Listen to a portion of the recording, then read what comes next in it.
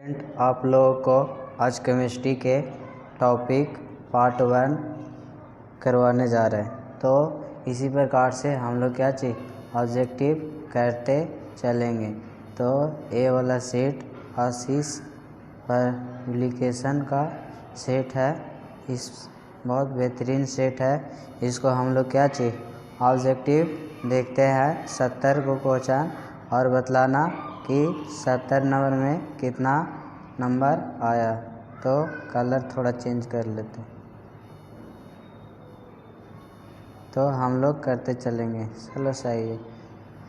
तो हम लोग फर्स्ट क्वेश्चन देखेंगे केमिस्ट्री के क्लास 12 के वीवीआई ऑब्जेक्टिव है। हर एक ऑब्जेक्टिव को कौन ज़्यादा इम्पॉर्टेंट है उस पॉइंट को हम दर्शाते चलेंगे। तो हर एक पॉइंट को शिद्दत से देखना और करने की कोशिश करना। तो चलो स्टार्ट करते हैं। सबसे फर्स्ट क्वेश्चन है, निम्नलिखित में से कौन सहसंयोजक ठोस है?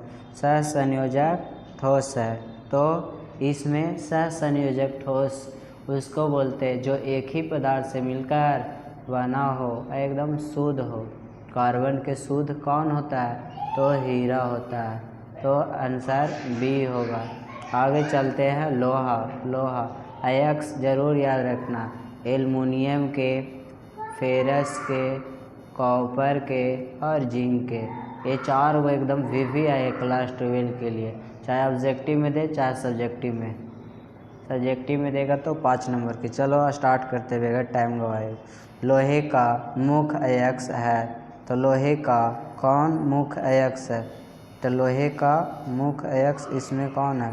तो लोहे का सिडेराइट है कि हेमाटाइट है कि आयरन पायराइट है कि बॉक्साइड है? तो इसका मुख्य है क्या चीज़? हेमाटाइट कहलाता है। अगला पॉइंट हम लोग क्लियर करेंगे। तीसरा है, निम्नलिखित में से कौन ध्रुवीय यौगिक है? तो ध्रुवीय यौगिक इसमें कौन है? तो SO2 है जो ध्रुवीय यौगिक में आएगा। अगला पॉइंट हम लोग चलते हैं चौथा नंबर। तो चौथा नंबर, समन्वय यौगिक के लिए सबसे पहला महत्वपूर्ण सिद्धांत किसने दिया? स्लेटर, पावलिंग, वर्नर की लेविस ने। तो इसका आंसर कौन होगा? इसका आंसर वर्नर होगा। अगला चलते हैं 5वां नंबर क्वेश्चन। तो 5वां नंबर क्वेश्चन देखना क्या है। जो बेंजीन डायज़ोनियम क्लोराइड के जलीय विलयन को गर्म करने से निम्नलिखित में कौन सा प्राप्त होता है? तो बेंजीन होता है, फिनॉल होता है, बेंजाइल अल्कोहल की क्लोरोबेंजीन होता है। तो इसमें कौन होगा? तो फिनॉल होगा। फिनॉल का सूत्र कुछ होता है वीवीआई है, तो C2H5 और OH होता है। गलती लिखा गया, ये तो इथाइल अल्कोहल के। फिनॉल का सूत्र इस प्रकार से होता है, तो यहाँ पर OH लगा दो, या दूसरी शब्दों में कहेगा तो C6H5 और OH होता है, इस प्रकार से C6H5OH होता है। ये फिनॉल का सूत्र होता है। चलो आगे चलते हैं।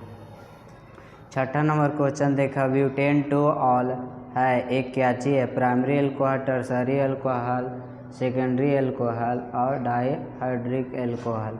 तो अल्कोहल में याद रखना और 2OH रहेगा और 3 कर दो, तो ये प्राइमरी अल्कोहल कहलाएगा। और 2OH रहेगा तो ये क्या चीज़?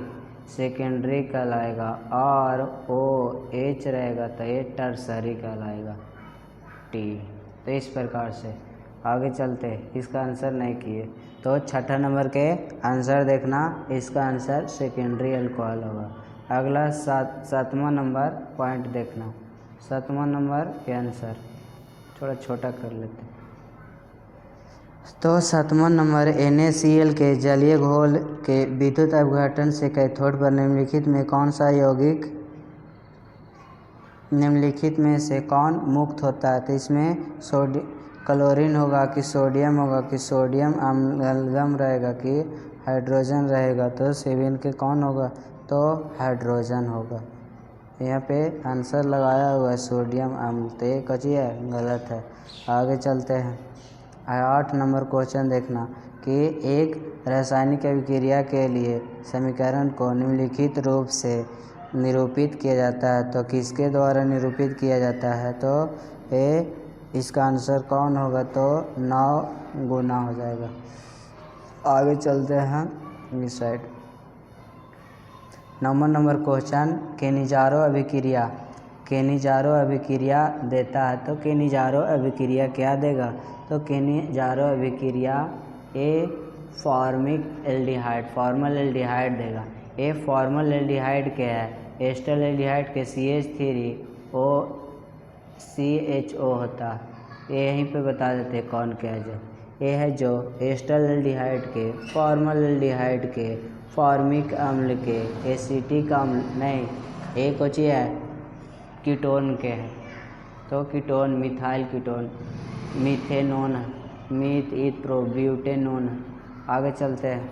इसमें बताना ये किसका है, तो सबसे बड़ा श्रृंखला, तो 3 गो श्रृंखला, तो 2 ऊपर कोची है एमीन, तो 2 एमीन मीथ इथ प्रोफ होगा, तो 2 एमीन प्रोफ किस में है, 2 एमीन प्रोफ, C is the right answer. आगे चलते हैं। ये सब ऑर्गेनिक केमिस्ट्री में पढ़ना है।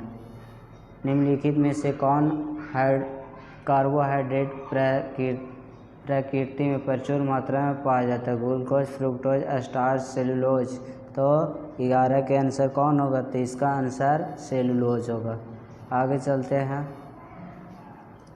निम्नलिखित में से कौन प्रतिऑक्सीकारक है, इसमें कौन प्रतिऑक्सीकारक है, तो सिट्रिक अम्ल भी है, लेसिथीन भी है, विटामिन ई भी है। विटामिन से भी क्वेश्चन आता है। विटामिन से देख लेते थोड़ा।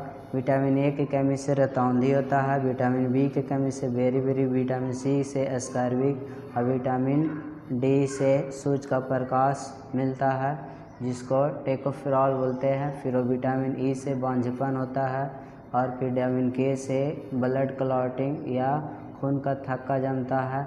कौन विटामिन है जो जल में घुलनशील होता है, तो भैंस गया पानी में, यानी बी और सी या BC कैटेगरी से हम लोग भी याद रख सकते हैं। विटामिन बी और सी जल में घुलनशील होता है। आगे पॉइंट चलते हैं। अगला पॉइंट है निम्नलिखित में अक्रिस्टलीय ठोस कौन सा, अक्रिस्टलीय ठोस कौन सा है, तो इसमें बताएंगे। तो अक्रिस्टलीय ठोस प्लास्टिक है। पॉलीमर्स में प्लास्टिक के बारे में पढ़ना है। पिंड केंद्रित घनाकार इकाई सेल में परमाणुओं की संख्या होती है, तो इसमें परमाणुओं की संख्या कितनी होगी, तो इसमें परमाणुओं की संख्या 4 होगा। आगे चलते हैं। घनाकार क्रिस्टल में बेस जालिका की संख्या कितनी होती है, तो जालिका की संख्या कितना होता है, तो 14 होता है। आगे चलते हैं पॉइंट 16 में। निम्नलिखित में किस दोष के कारण क्रिस्टल के घनत्व में कमी होता है, तो क्रिस्टल के घनत्व में कमी कब होगा, जब जगह कुछ होगा रिक्त, यानी खाली जगह होगा, तो कची घनत्व उसका कम होगा। तो शॉर्ट के दोष में, फ्रेंकल दोष में भरा हुआ रहता है, इसमें गायब रहता है, तो इसीलिए इसका कम रहेगा। मोलरता को व्यक्त किया जाता है, तो मोलरता को व्यक्त किया जाता है, तो मोलरता मोल पर लीटर होता है, मोल पर लीटर, मोल पर केजी मोलरता कैसे मात्रक होता है। आगे चलते हैं। अगला है यदि विलायक के 1000 ग्राम में ग्लूकोज का 18 ग्राम उपस्थित, तो घोल की मात्रा क्या होगा, यानी A/B बराबर गुने 100 नहीं 1000 बटा ई केजी है, तो केजी से भागा दे देंगे।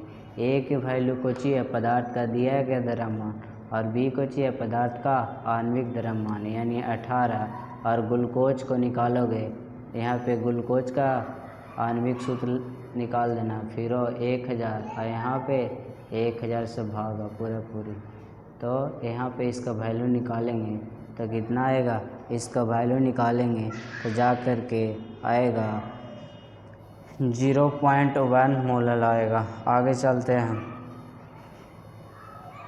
19 नंबर देखना, किसी तैनु घोल का अनुसंख्यक गुणधर्म निर्भर करता है। तो अनुसंख्यक गुणधर्म किस पे निर्भर करेगा? तो विलायक के कणों की संख्या पे। आगे चलते हैं। अगला पॉइंट, किसी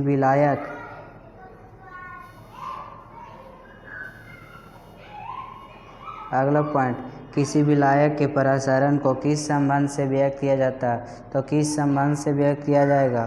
तो इसमें होता है CRT बराबर पाई होता है। तो पाई को C से भागा दे देंगे तो कुछ होगा RT। कौन वाला ऑप्शन है मेरा? बी, इधर राइट आंसर। आगे चलते हैं।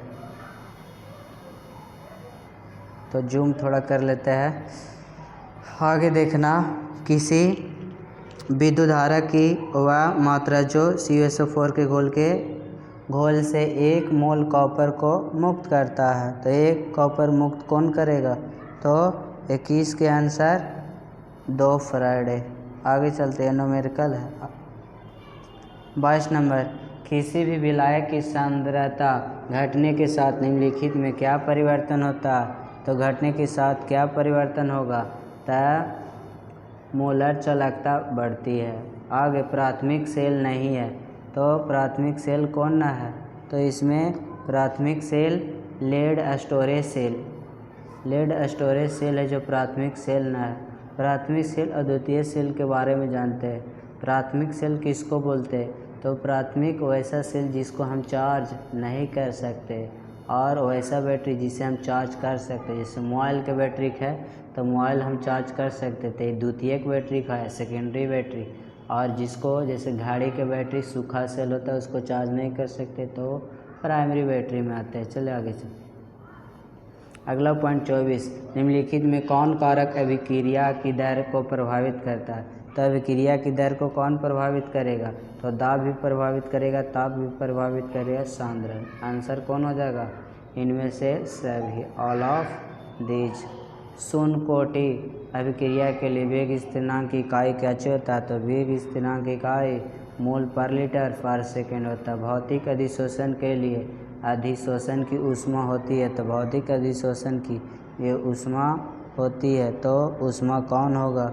तो इसका 5 से 10 किलो जूल पर मोल होगा। आगे चलते हैं।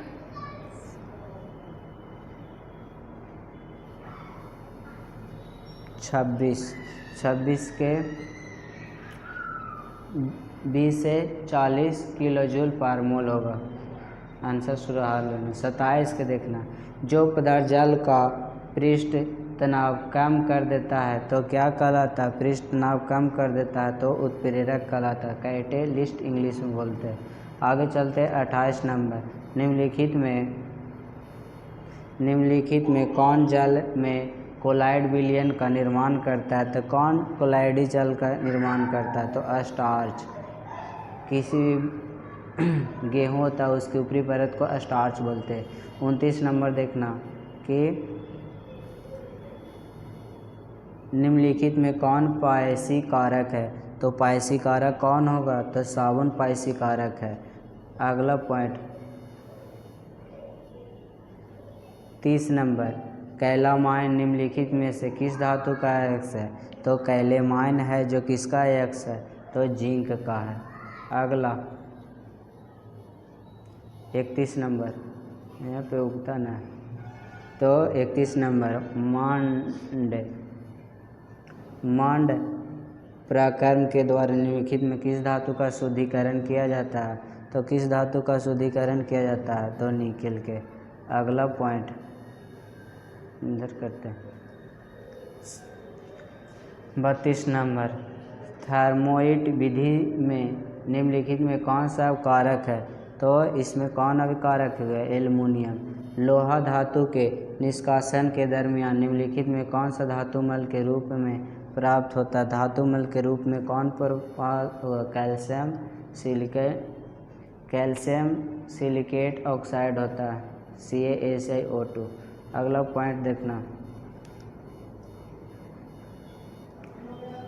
तो अगला पॉइंट 34 नंबर, सबसे कम क्वथनांक वाली गैस। क्वथनांक के मतलब कुछ होता, क्वथनांक के मतलब खौलना, और द्रव्यनांक के मतलब मेल्टिंग यानी पिघलना होता है। तो इस प्रकार से, तो इसमें हीलियम होगा। 35 नंबर, निम्नलिखित में कौन हाइड्रोजन बंधन नहीं बनाता? कौन हाइड्रोजन बंधन नहीं बनाता?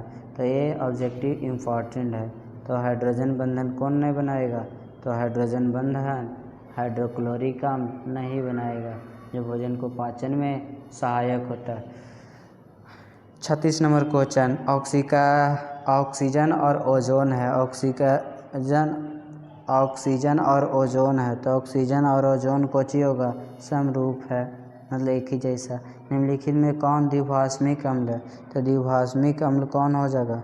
तो द्विभाषमिक अम्ल CH2PO2 होगा। अगला पॉइंट देखते हैं,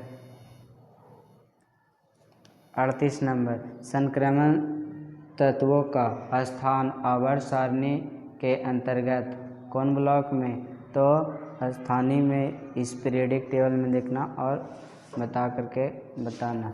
तो इसमें कौन आंसर होगा? डी ब्लॉक में होगा। डी ब्लॉक को रंगीन तत्व या संक्रमण तत्व बोलते हैं, क्योंकि इस ब्लॉक और पी ब्लॉक के बीच में पाया जाता है कौन ब्लॉक?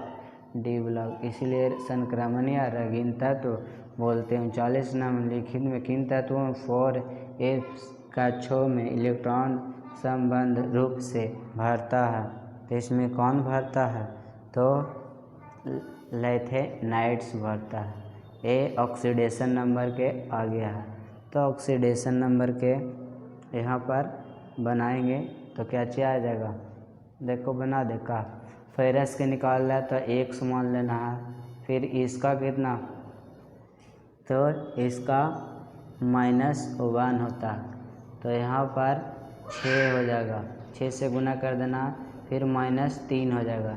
तो x -6 और बराबर -3, तो x बराबर कितना हो जाएगा? +3, यानी बी आंसर। ऑक्सीडेशन एगो 100% आता है क्वेश्चन।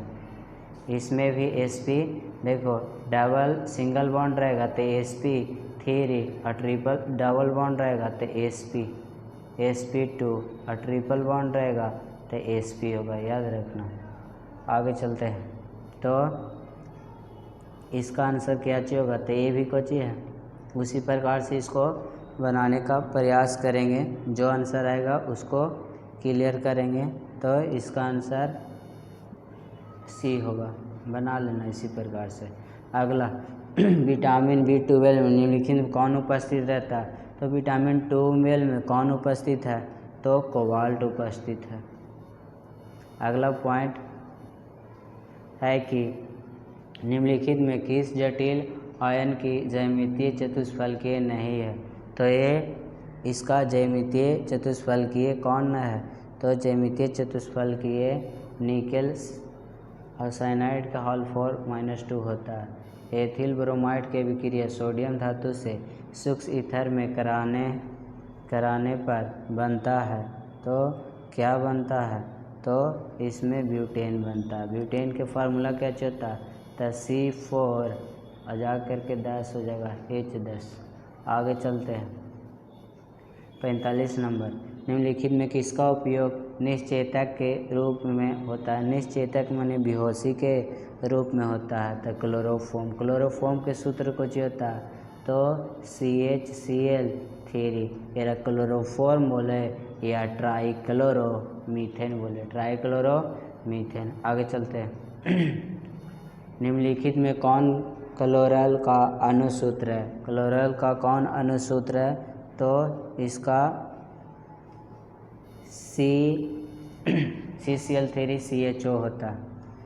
अगला, जब इतना से एक अभिक्रिया करता है तो कौन सा यौगिक बनता है? इसमें कौन सा यौगिक बनेगा? कटा हुआ है, तो कौन x का स्थान पे कौन वैल्यू होगा? तो x के स्थान पे एक रिएक्शन वाला है, तो रिएक्शन पूरा रहेगा तब ना मीथेन आंसर होगा। आगे चलते समान सूत्र जो एल्केनॉल के सजातीय समूह को प्रदर्शित करता है वह क्या चीज कहलाता है? तो प्रदर्शित करता है तो CnH2n+2O होता है। अगला पॉइंट, इथेनॉल का समावयवी निम्नलिखित में कौन सा है? तो इथेनॉल का समावयवी डाईमीथिल ईथर होता है, डाईमीथिल ईथर। अगला पॉइंट है, निम्नलिखित में ल्यूकास अभिकर्मक कौन है? तो ल्यूकास अभिकर्मक कौन है? तो अनाद्र जिंक क्लोराइड एवं सांद्र HCl होता है। अगला पॉइंट,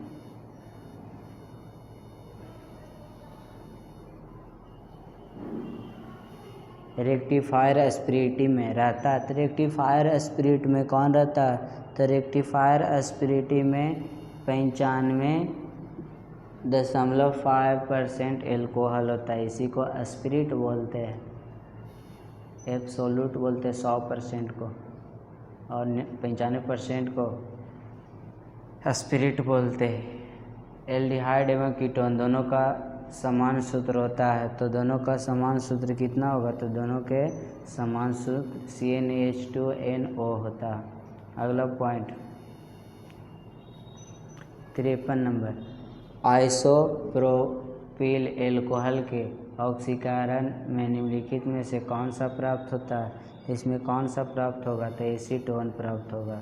कैल्शियम एसीटेट और कैल्शियम फॉर्मेट के मिश्रण को गर्म करने पर निम्नलिखित में क्या बनता है?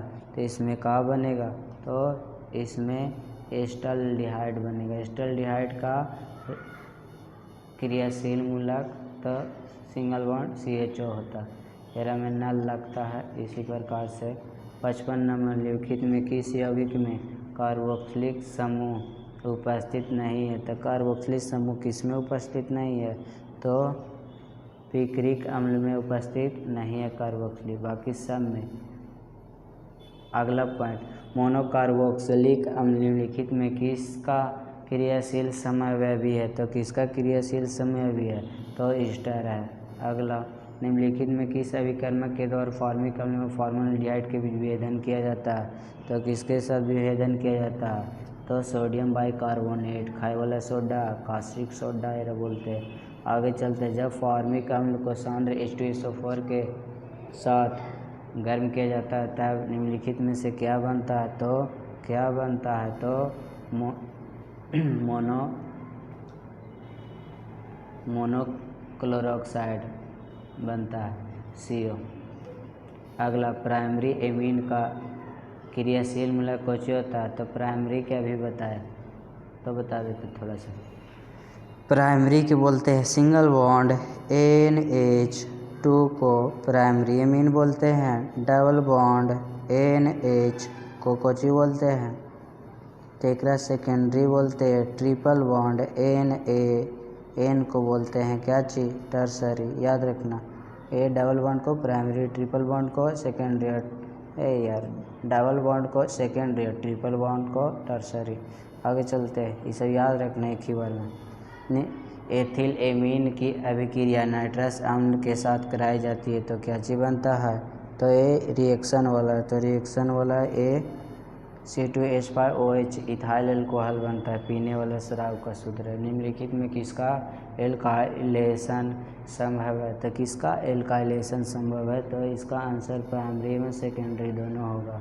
आगे चलते हैं, तो निम्न में से कौन सर्वाधिक मीठा होता है? फ्रुक्टोज सबसे ज़्यादा मीठा होता है क्योंकि चीनी से 500 गुना मीठा होता है। यानी एक बाल्टी में 1 बूंद दे देंगे, 2-3 बूंद दे देंगे तो पूरा बाल्टी मीठा हो जाएगा। आगे चलते हैं, निम्न में से कौन स्टेरॉइड से संबंधित है? तो स्टेरॉइड से कौन सा संबंधित होगा? तो vitamin D steroid. DNA RNA में समान भस्म है, तो इसमें समान भस्म कौन है?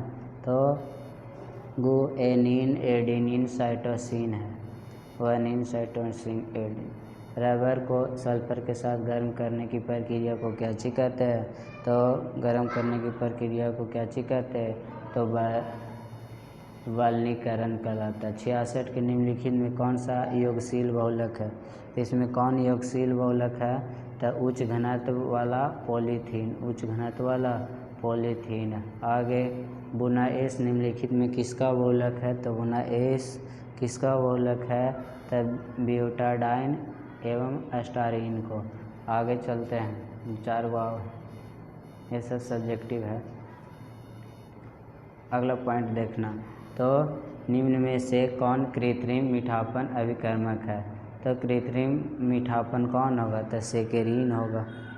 68 के, तो सेकेरीन होगा, एस्पारेटिन होगा, सोडियम साइक्लोमेंट होगा। तो इनमें से ऑल ऑफ दीज होगा। अगला पॉइंट देखना 69, निम्नलिखित में किसका उपयोग एंटीसेप्टिक के रूप में होता है, तो एंटीसेप्टिक के रूप में कौन होगा, तो फिनॉल होगा। अगला है निम्नलिखित में किसका समूह है, तो डबल बॉन्ड OH एक कीटोन के होगा, तो 70 के सी कीटोन का। तो इसी प्रकार से हम लोग क्या चीज़ कितना ऑब्जेक्टिव कर लिए, तो 70 गो ऑब्जेक्टिव कर लिए। अब बताना तुम लोग कि 70 गो में क्या गो सही हुआ, तो कमेंट करके ज़रूर बताना। और हर एक पॉइंट को इसी प्रकार से करते चलेंगे तो एक बढ़िया स्कोर हम लोग प्राप्त कर सकते हैं। और हर एक सब्जेक्ट को करवाएंगे। कल सब्जेक्ट रहेगा चेंजिंग, यानी कल बायोलॉजी रहेगा, कल बायोलॉजी टॉपिक करवाएंगे। तो इसी प्रकार से लाइक और सब्सक्राइब करते चलना। और कितना स्कोर आया वो कमेंट बॉक्स में ज़रूर लिखना। चलो स्टॉप करते हैं।